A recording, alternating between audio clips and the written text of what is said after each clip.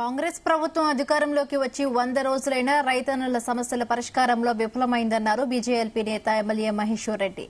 నిర్మల్ జిల్లా కేంద్రంలోని ఆర్డీఓ కార్యాలయం ఎదుట సత్యాగ్రహ దీక్ష చేపట్టారు. కాంగ్రెస్ ప్రభుత్వం రైతుల పట్ల నిర్లక్ష్యంగా వ్యవహరిస్తోందని మండిపడ్డారు. 6 గ్యారంటీల అమల్లో ప్రభుత్వం పూర్తిగా విఫలమైందని ఆగ్రహం వ్యక్తం చేశారు.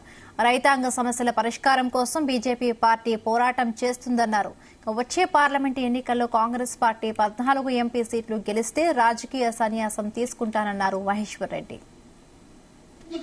రైతుల పోరాటం రైతుల కోసం పోరాటం చేసి రైతుల పక్షాన నిలబడేటువంటి భారతీయ జనతా పార్టీ ఈ రోజు ప్రజా గొంతుగా నిలబడుతుంది.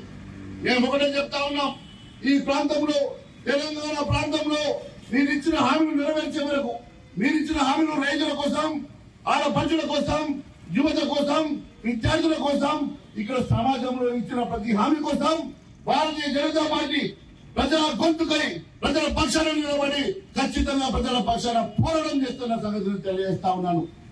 రేపు ఖచ్చితంగా టీఆర్ఎస్ ప్రభుత్వం చేసేటువంటి మోసాలను ప్రజలు గ్రహించారు.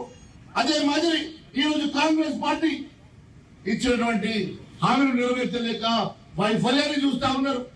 రేపు కనబడేది భారతీయ జనతా పార్టీ మాత్రమే. రేపు భారతీయ జనతా పార్టీ మాత్రమే ఈ రాష్ట్ర ప్రభుత్వాన్ని ఏర్పాటు చేయబోతున్నది. ఈ రాష్ట్రంలో రేపు వచ్చేది రామ రాజ్యం మాత్రమే అని చెప్పి నేను తెలియజేస్తా ఉన్నాను. నేను ఇంకొకటి రోజు నిజంగా రేవంత్ రెడ్డి 14 సీట్లు వస్తాయని చెప్తున్నావు కదా, దమ్ముందా నీకు? ఆ మాట మీద మేము నిలబడతాం. నీకు ఛాలెంజ్ చేస్తా ఉన్నాను. 14 సీట్లు నువ్వు తెచ్చుకునేటువంటి ధైర్యం దమ్ము నీకుందా? ఒకవేళ ఉంటే నేను నీకు 14 సీట్లు తెలంగాణలో గెలిపిస్తే నేను రాజకీయాల నుంచి తప్పుకుంటా. దానికి నువ్వు సిద్ధమని అడుగుతా ఉన్నా.